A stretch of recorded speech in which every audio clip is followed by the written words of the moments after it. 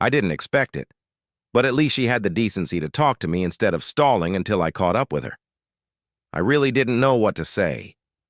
Was I angry? Yes. Was I confused? Yes. Was I going to try to stop her? No way.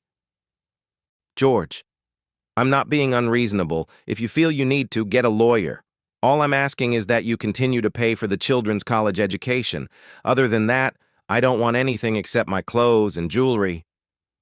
I just sat there holding the divorce papers. I didn't open them or even look at them. Why should I? Linda had already moved her things out of the house, and I hadn't even noticed. I didn't say anything, but she kept talking. She did that when she was nervous. She tried her best to look calm and confident, but the stream of words pouring out of her mouth gave her away. I looked at the papers and smiled to myself. I think she noticed and started talking faster. Standing up, I threw the envelope on the coffee table. Just go. I understand. Goodbye. At least she stopped talking. She hesitated a little when I went to the kitchen to get a cold beer. Instead of finishing what she was going to say, my wife turned and walked out of the house for the last time. 10 minutes later, after I had opened a second bottle, I glanced at the bag she had left behind. It was simple and neat, just as she had said. She had also included a power of attorney so that I could sell the house. We had just taken out a second mortgage to pay for college for our 2 sons, Robert and Glenn. If I sold the house now, I wouldn't even be able to cover the real estate agent's commission. So what led to the abrupt end of a 20-year marriage? An old love. Cameron Wright was her first. Linda and Cameron had been a couple for many years, even before I met her. She often mentioned him in the past, and some of our mutual friends over the years had made comments about him. I ignored it. He was her ex-boyfriend. So what? Now I know it was more than that. I must have been sitting there for a while because I noticed that the room was getting dark. I knocked over 3 empty glasses as I reached for the lamp on the table. At that moment, the doorbell rang. "Damn, what now?" I muttered under my breath. "George, I just found out what she did. Billy told me to come over and see how you were doing." It was Linda's sister, Grace. I always liked Grace. In fact, I loved her more than Linda. I guess I'd had too much to drink and couldn't think straight. Billy was my best friend. I should have been kicked in the ass for even thinking that way about his wife. I shook my head as if there was water in my ears in a futile attempt to clear my thoughts. Grace took me by the arm and led me into the kitchen. I resisted a little because she was treating me like I was disabled. I didn't need any help. The fluorescent lights hurt my eyes, but I just squinted. How much beer had I had? I drank about half of the coffee before I realized Grace wasn't saying anything. "Are you feeling better, George? Can we talk?" "Give me a minute. I need to use the bathroom." When I came back, she poured me some more coffee. "So, Grace, tell me about my loving wife and Cameron Wright. When did this start? Your stupid brother-in-law only found out about it this afternoon." "Don't be too hard on yourself, George. I always thought she still loved that jerk, even after your wedding." "It would have been nice if you had told me that 20 years ago." Be realistic. I couldn't get involved. I just hoped that she would forget him over time. You two seemed like such a happy couple. "Grace, it wasn't as good as it seemed. I realize now that our relationship was mostly platonic rather than romantic. I tried for years, but I never really managed to melt her heart. Flowers, candy, and jewelry didn't help. We got along well and rarely argued. Now I understand why." "You hid it well." "Thanks. Can I have some oatmeal cookies from the jar behind you? My stomach is growling."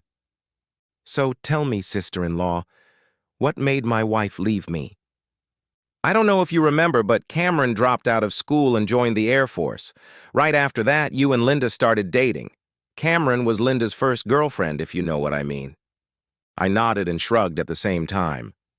Girls never forget their first love. Anyway, she was really upset when he left. She wanted a family and children. I think she chose you to help her with that. I thought she made a good choice." I had no idea she was just using you until that jerk came back. Hell, I don't even think she knew he was coming back. So why did he come back? He served 20 years in the Air Force and retired with the rank of major. Linda says he has a good pension and several good management positions in the area where he can start a second career. She told me about it and sounded really proud. She talked enthusiastically about his great military career as if she were part of it herself. To be honest, George, it sounded a little crazy. I suppose she's living with him now? He's renting an apartment in Berkshire Heights until he finds a suitable house in the area. Linda has moved in with him full-time. How long has he been back? I'm not sure, but I think about 3 weeks. He called her as soon as he got to town. So that stupid George has been a cuckold all this time. It looks like it. I'm sorry. Grace tried to refill my coffee cup, but I waved her away. I don't need any more coffee.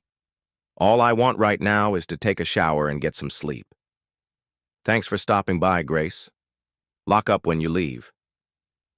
My sister-in-law did look sad when I left the room. I was glad the boys weren't home. It would have been awkward to explain what had happened. They would find out eventually, but I hoped I would have pulled myself together by then and not look so miserable. My career choice wasn't particularly ambitious, but I liked my job. I was in charge of the fruit and vegetable department at a large supermarket in the area. For the past 10 years, the company had been trying to move me into a management position, but I didn't want to work long hours and take on more responsibility. Now it didn't matter anymore.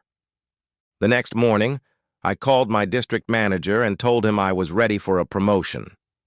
That same day, I was assigned to manage a new store 10 miles from my home. I underwent 3 days of training in Baltimore and then started work.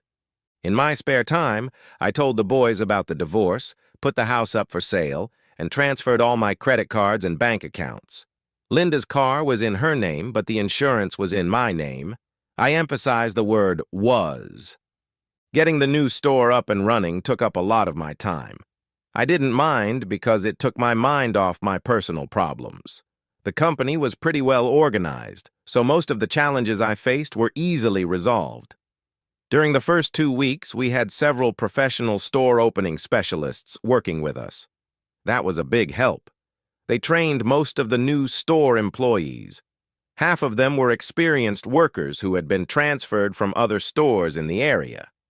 I felt comfortable in my new job and was confident in my abilities. Soon, everything settled down. Everything was under control and running smoothly, so I had time to take care of my personal affairs. Since I was planning to rent a small apartment near the store, I started getting rid of everything I no longer needed in my house. I just gave most of it away. There were several agencies in the area that were willing to take almost everything I wanted to get rid of. Of course, the first thing I got rid of was the marital bed. It gave me great pleasure to get rid of the wedding photos and family albums. I kept a small collection of photos of the boys. Billy called and insisted that I come over for a barbecue the following Sunday.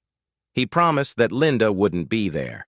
He also wanted to tell me the latest news about Cameron Wright, the local war hero. The barbecue was nothing special. Billy's 2 daughters, Grace and Grace, showed up briefly but quickly disappeared. It was basically just an opportunity for Billy and me to chat. Grace spent most of the day serving us cold beer and cleaning up after Billy, who had invaded the kitchen. Okay, Billy, what do you know about Mr., or should I say, Major Wright? All I know, George, is what he says at the Foreign Veterans Hall. Cameron and Linda go there a couple of times a week. He's all arrogant and friendly. The kids seem to be into it, but I think they're just impressed because he's new blood to them. Hell, most of the guys who go there are over 60. And what's my loving wife doing while he's bragging? Linda usually just stands there smiling. She seems proud to be with him. She never acted like that when we were together. Damn it, George. You're not a war hero. Billy couldn't help laughing when he said that, but I didn't find it funny. George, he wears a baseball cap with a major's insignia sewn on it. He even has a gold oak leaf badge on his car. He tries so hard to impress everyone as a high-ranking officer. There was something I didn't like about Major Wright. I finished my beer just as Grace brought us a couple more. Billy, Cameron didn't even finish high school. How did he become an officer? If I remember correctly, the old Mustang program was discontinued years ago. Now you need a college degree to get a commission. How did that bastard get a college degree when he wasn't even smart enough to get a high school diploma? Good question. I don't know the answer. Did he really join the VFW? Yes, he joined the first week after he got back. Can you get a copy of his membership application? No problem. Why? Just want to check something. I'll bring it next week. At that moment, Grace came out and asked us not to talk about such things so she could join the conversation. I don't remember what we ended up talking about, but a few hours later I left with a sly smile on my face. The following week started off well. The divorce papers were filed. 3 serious people looked at the house, and the real estate agent was optimistic. Everything was going smoothly at work until Thursday. She was waiting for me in my office when I arrived. Maria Sanchez was the supervisor on my shift from midnight to 8 a.m., working in the warehouse. Maria got a promotion and was transferred to a new store on the other side of town. All I knew about her was that she was hardworking. Everyone agreed that she deserved the promotion and the raise. If I lost Maria, I would have a small problem that I didn't want to deal with. Finding people for the night shift is difficult, and finding good ones is almost impossible. I hope you're not here to complain, Mrs. Sanchez. She smiled but seemed a little nervous. Not to complain, Mr. Templeton, but I need some help. Go ahead. I'll do what I can. I have 2 sons, 15 and 16. They both work after school. They have to catch the school bus at 7 a.m., but they have a hard time making it. Sometimes when I get home after 8, they're still in bed. They're not lazy, they're just tired. I have to rush them in the mornings, if you know what I mean. Do you want a raise so they don't have to work? No, not at all. They work to pay for college. They're both good students, but I have to drive them there. What do you want me to do? Help! I found it interesting that she wasn't complaining. She was a practical woman who kept her employees in line, but had problems with her own children. I smiled slightly at the situation and received a sharp reply. This isn't funny, Mr. Templeton. If you can't figure out how to help me, I'll have to find another job. It is funny, Mrs. Sanchez. You spend your night supervising a group of people who would run away at the slightest opportunity. They don't because they work for you, and you wouldn't let them. How could you allow 2 boys to treat you this way? Where is their father when all this is happening? Now I had really angered her. She began to stand up, fire in her eyes. For a second I was afraid I had lost her. You're an arrogant bastard, Mr. Templeton. Everyone said you were smart and fair. I guess they were wrong. I didn't come here to be insulted.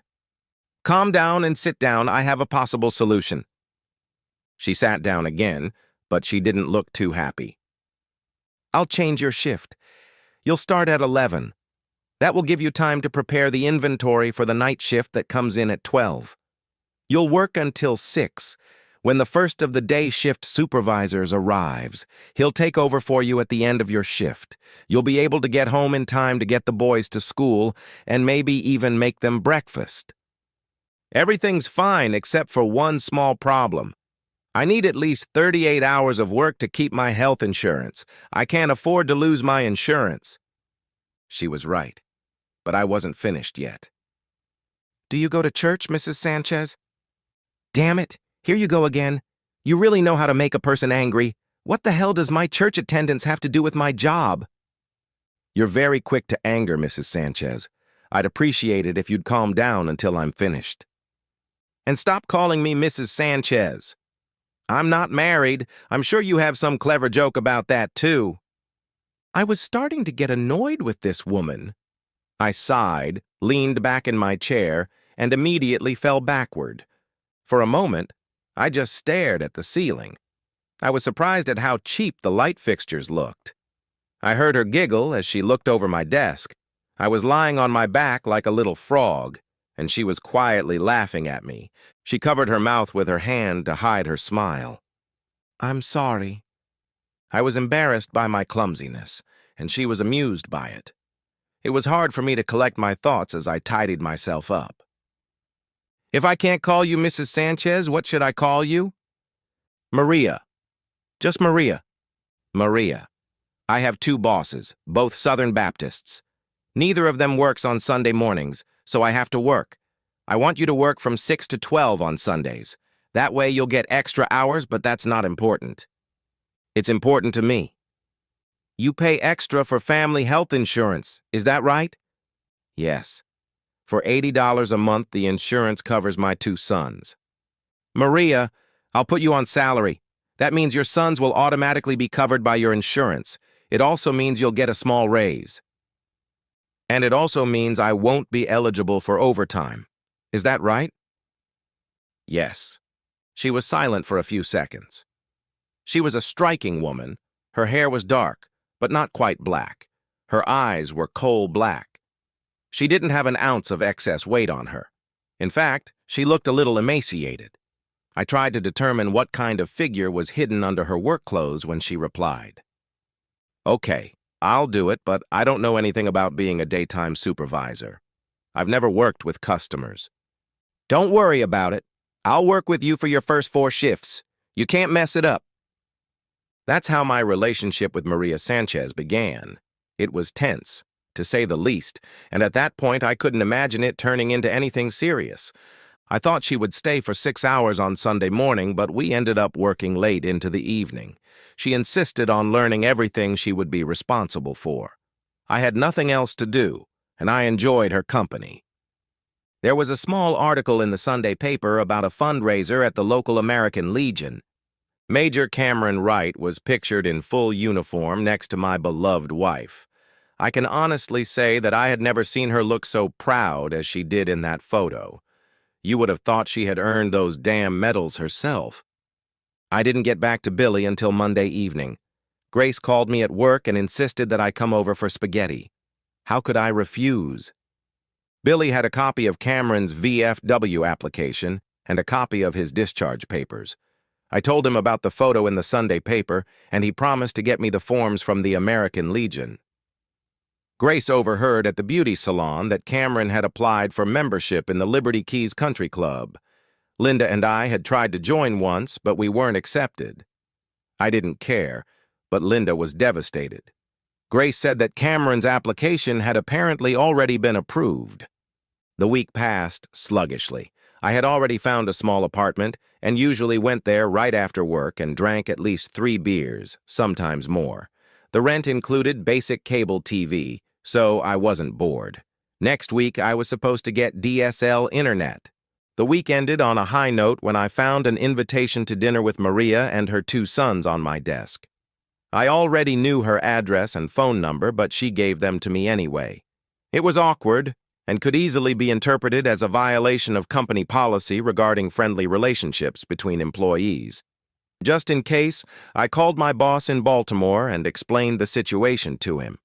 With his blessing, I felt much better. I bought a bottle of wine but didn't know what to bring for the boys.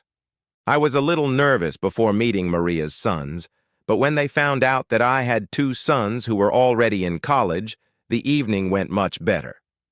Poor Maria was left out of most of the conversation. I tried several times to include her in the conversation, but she eventually frowned slightly, as if to say that I shouldn't worry about it. She seemed happy that I got along well with Armin and Martin. The evening passed too quickly, and we never opened the wine. On Sunday, I spent about 2 hours with Maria, who was starting her first real shift as a supervisor. It seemed to me that she was looking forward to my leaving so she could be alone. I took that as a good sign. She promised to call me if she had any problems. She also invited me to dinner that evening. Armin and Martin mysteriously disappeared after dinner, leaving Maria and me alone. I helped her clear the table after dinner, and we finally opened a bottle of wine. At first, the conversation was awkward. Except for Friday's dinner, everything between Maria and me had been strictly professional. She looked a little down when I explained that our relationship could cause problems, but she quickly added that she was sure it was nothing I couldn't handle. Although I didn't bring it up, Maria must have felt the need to explain her family situation. She had been living with the boy's father in Tucson, but one day he just disappeared. She lived there for 3 years, but he never returned. Her brother was a bricklayer in Philadelphia and convinced her to move in with him and his family. Eventually, she got her own place and has been working ever since to provide a better life for the boys. She has never been married. By the time I finished telling her about my marital problems, the bottle of wine was empty. Even though the topics of conversation were uninteresting, I still had a good time with Maria. We spent several hours together, so the amount of wine we drank wasn't a problem when it was time for me to go home. For a few days, everything was pretty normal, both at work and in my personal life. One evening, Billy came to me with information from the American Legion. We had a couple of beers and tried to figure out what to do now that we had all the information we needed. The couple of beers turned out to be too many, and Grace came looking for her drunk husband. The next morning, I was late for work, but no one complained because I was the boss and usually arrived early. On Friday morning, another unexpected surprise awaited us. 3 vice presidents of the company arrived. They gave the store a cursory look, but everything seemed a little off. Everything became clear when we went to lunch. Apparently, the company was in dire need of supermarket managers. At least that's how it seemed to me. By the end of lunch, I was offered the position of regional supervisor, responsible for 6 stores within a 30-mile radius. The salary and benefits that came with the job were beyond anything I could have dreamed of. Of course, I accepted. My deputy at my current store was also pleasantly surprised when I handed over all my duties. I left him with only one request, not to get involved with Maria. He winked at me and I smiled, letting him know we were on the same page. Maria was naturally unhappy that I was leaving the store, but she was happy that I was getting a promotion. I invited her to dinner, which was our first real date, so to speak. The boys were thrilled that we were spending the evening together. It was the first time I had seen her dressed up and with her hair done. She looked stunning. I think she took my promotion better when I told her I would still be working and living nearby. On the other hand, she wasn't happy that I would have to go to Baltimore for 2 weeks for training. On Sunday, I had lunch with Billy and Grace.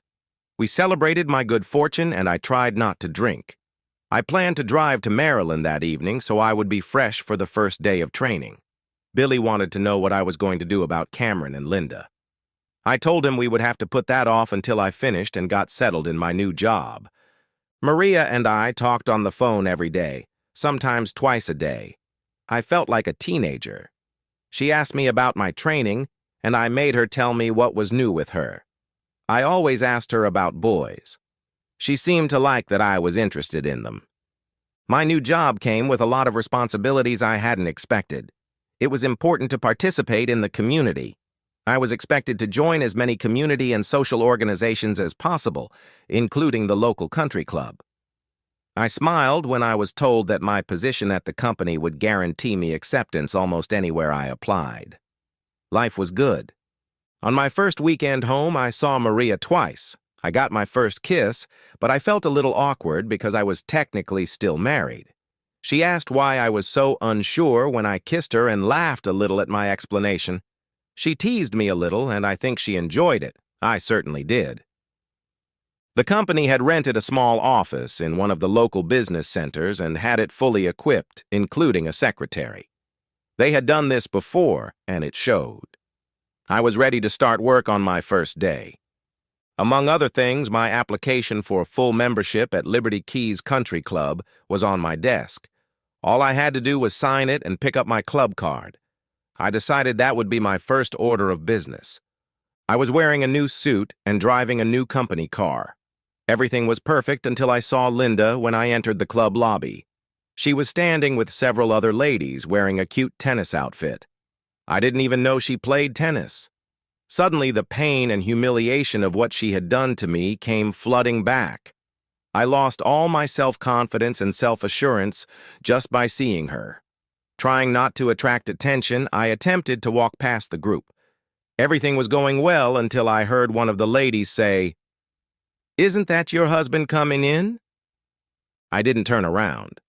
I handed the form to the attendant, and there was a murmur around me. He disappeared into the back room, and I stood there waiting for something unpleasant to happen. I knew it would. It would have been nice to come up with a witty remark, but my mind was blank. "George, what are you doing here? This is for club members only, you know that. You're not going to join again, are you?" I really wanted to embarrass her in front of her new friends, but I couldn't bring myself to do it.